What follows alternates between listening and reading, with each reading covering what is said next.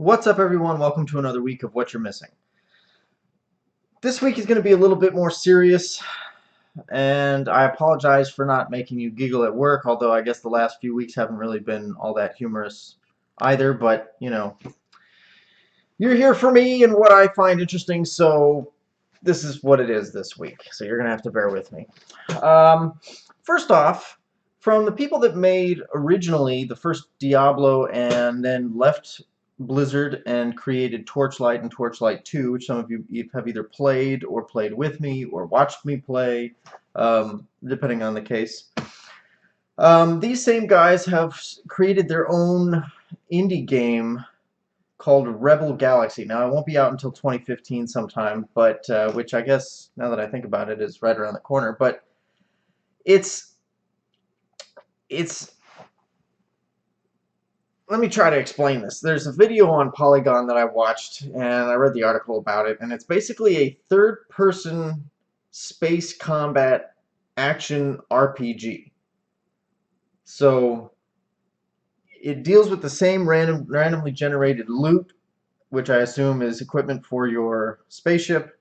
It sounds like it was designed to be played with a controller because it talks about using dual sticks and trigger buttons. So story driven, and they also hope that after you have played the game and gotten to the end, and there is an end as there is in those other two or three games that they've worked on, then once you reach the end that you will stay and continue to explore and play in the universe that you have sort of developed throughout your gameplay. So I didn't see anything about whether it was a multiplayer game. I admittedly I sort of breezed through it pretty quickly, but so I might have missed it.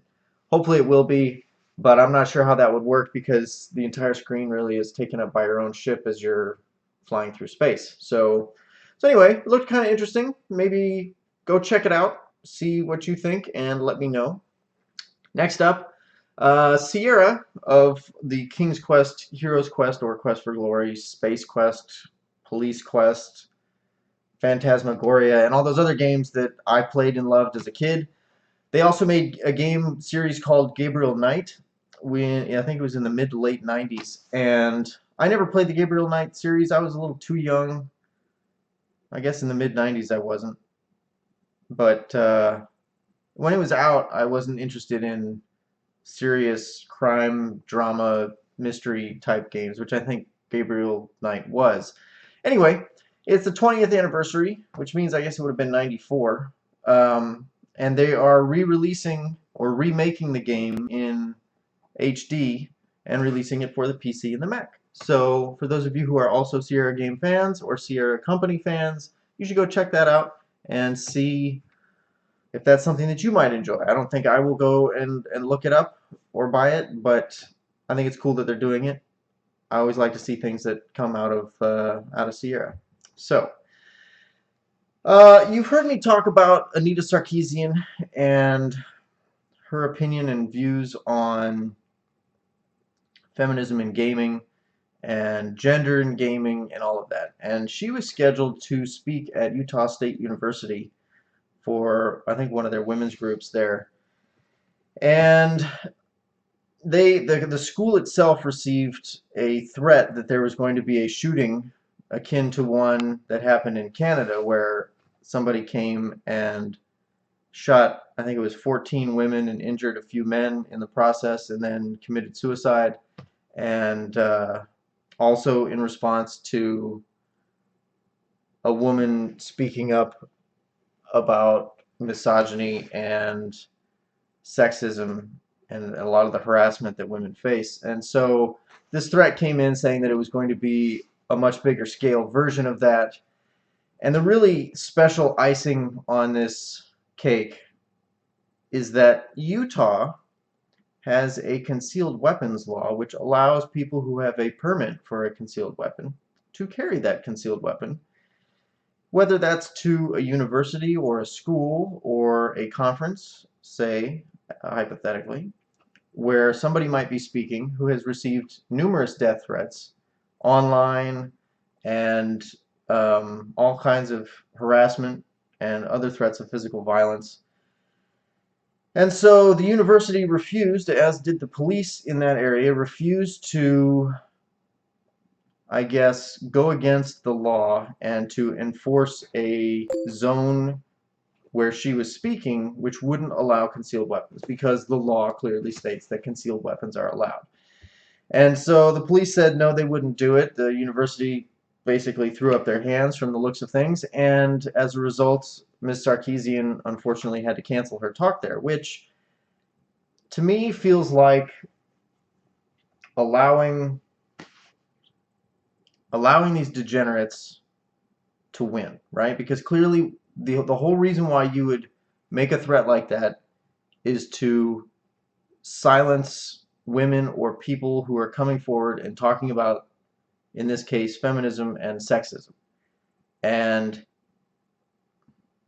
it's just really disheartening that this, I don't know, that this continues to happen. And I saw an article somewhere that was talking about how, I think it was the next article I'm going to tell you about. It was talking about how things are not getting better for women, especially on the internet and in the gaming industry, more in particular, if you want to look at it as a microcosm of, I guess, the world at large, but that things are not getting better, that they are actually getting worse, and that something needs to be done about that. And so the comment, sorry, there's a bug in here. The comment that was made by I think he was the executive director of public relations and marketing at Utah State University, was, the predicament there is that the state of Utah has a law that a person with a legal concealed carry permit cannot be kept from entering any public building. It's including universities. That's the law. Our police just followed the law. So that's really depressing. And along those lines, and I think I missed it as I was creating the early versions of this show that you are watching right now, a woman named Brianna Wu, who is the head of I think she's the head of the development studio called Giant Space Cat. And I'm just starting to learn and research about what Gamergate is, and I think that this is involved. I followed a link and I found this article, and I just wanted to share it with you. But she's another woman who has been starting to raise her voice. And I want to say chronologically she might have done so before Anita Sarkeesian, but I'm not sure. But she started to raise her voice and offer opinions and experiences based on her life in the game industry and talk about how women are treated. And she has been chased out of her home by harassment and threats and people posting her address and her phone number online and sending her messages telling her that they're going to visit her when she least expects it, and so on and so forth. So I'm going to post the link to this article. You can go and read it. It's really, this whole thing is really, really troubling, and it goes back to not Emma Watson. I don't know I can't remember the girl's name, but the girl who played Hermione in Harry Potter, and I'm sorry that she's been reduced to a character she played when she was a child, but maybe it is Emma Watson. No, anyway, her thing, reaching out to men, and I know that there were critics of what she said and how she phrased it, and that it seemed to say that the problem with the movement is that, you know, men haven't been involved with it thus far. But her message, I think, at the root of it was that men need to be a part of the discussion, right? That men need to advocate for women's rights as much, if not more so, and I would argue, and I think she was as well, that much more so than women do, because we as men are the source of the problem, and part of the insidious nature of this problem is that men completely discount, or have a tendency to discount, the opinions and experiences that women have. And so a woman coming forward and saying that there's a problem is much more easily discounted by these men who are the problem than by another man confronting them on their behavior and saying, look, you know, this needs to change. You can't view women like this. You can't treat women like this, and this is wholly and completely unacceptable behavior. And I mean, it goes back to discussions that people have about bullying at school, and that everyone's urging all of the children to stand up against bullies and bullying. And it's very similar, only this is an adult bullying, and it's men who are predominantly the bullies, especially with feminism. Not completely, but predominantly. And so if you or anyone you know harasses women online, or degrades or demeans women, or threatens women, or in general degrades or demeans people or threatens people, step up and confront them about it.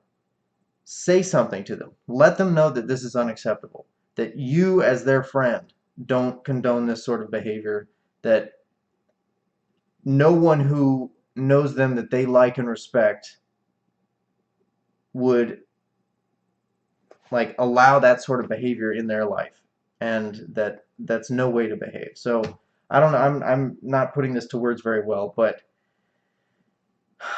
everybody needs to work on this. Everybody needs to stand up for a greater good, and that greater good right now is sort of an equal society, not just for gender, but across all levels: socioeconomic, ethnicity, gender, all of it. So that's all I've got for this week.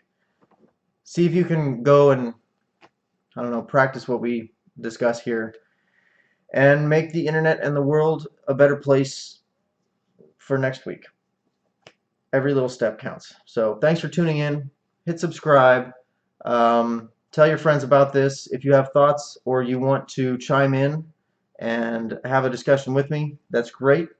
And maybe we can come up with a better way to reach more people and to affect change on a greater level, more than just through the confines of this video. So reach out, let's talk, and I will see you tomorrow.